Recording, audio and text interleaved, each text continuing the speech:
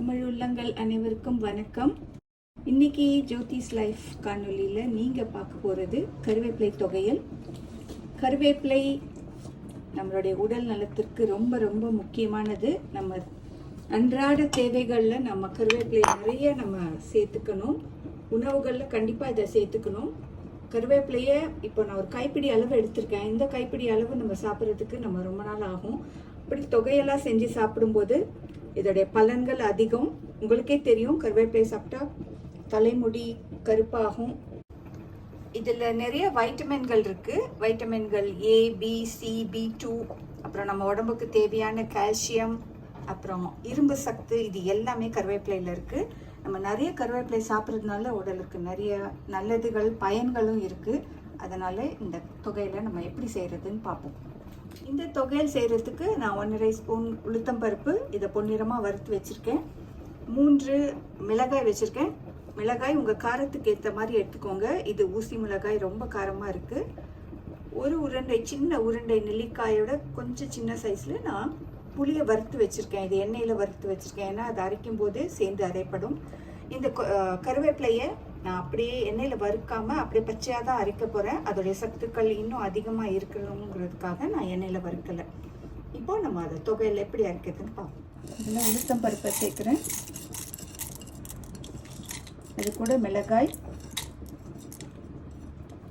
புளி, நம்ம அரைச்சி நம்மளுடைய கழுவி உலர்த்தி வச்சிருக்கிற கருவேப்பிலை ஒரு கைப்பிடி அளவு எடுத்திருக்கேன். இன்னைக்கு நான் இஞ்சி சேர்க்கலை, எங்கள் வீட்டில் இஞ்சி இல்லை. இருந்தால் நீங்கள் ஒரு துண்டு இஞ்சி சேர்த்துக்கலாம். உப்பு தேவையான அளவு, ஒரு அரை கோலை தண்ணி எடுத்திருக்கேன். இது எல்லாத்தையும் போட்டு நான் அரைக்க போகிறோம். அரைச்சாச்சு. ஸோ கருவேப்பிலை, உளுத்தம்பருப்பு, புளி, உப்பு, மிளகாய், இது எல்லாம் சேர்த்து நல்லா ஒரு பேஸ்ட் மாதிரி அரைச்சிருக்கேன். வானலில் 2 ஸ்பூன் எண்ணெய் விட்டுருக்கேன். நான் இன்னைக்கு ஆலிவ் எண்ணெய் தான் பயன்படுத்துகிறேன். ஜீரகம், ஒரு அரை ஸ்பூன் கடுகு. கடுகு நல்லா பொரிஞ்ச உடனே நம்ம அரைச்சி வச்சிருக்க இந்த விழுதை அதில் நம்ம சேர்க்கணும்.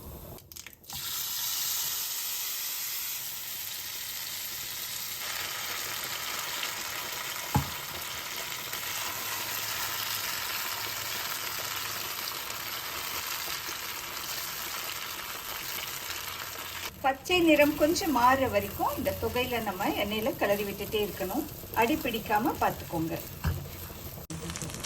நம்ம ஊற்றின எண்ணெய் நல்லா அது பெரட்டின பிறகு ஓரங்களில் வரணும். அப்படி வந்தால் தான் தொகையல் தயாராகிடுச்சுன்னு அர்த்தம். இந்த அளவுக்கு நீங்கள் அதை பெரட்டணும். பாருங்க, அதை நல்லா கிளறி விடும்போது அந்த எண்ணெய் தொகையிலுக்குள்ளே இருக்காமல் அதை வெளியில் வர பார்க்கும். இதுதான் சரியான பதம். இப்போ தொகையல் நமக்கு தயாராகிடுச்சு. நம்ம அடுப்பு அணைச்சிக்கலாம்.